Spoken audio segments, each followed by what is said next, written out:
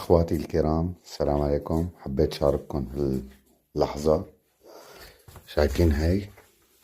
كنت ماشي بسيارتي بالطريق ولقيت صقر. قسما بالله لقيت فرخ صقر ورجله مكسورة. قسما بالله داويته، عالجته، طعميته. فرخ صقر قسما بذات الله، ليكو رجله داوية أنا.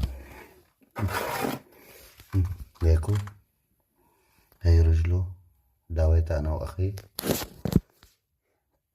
والحمد لله ربي يشفيه ويعافيه.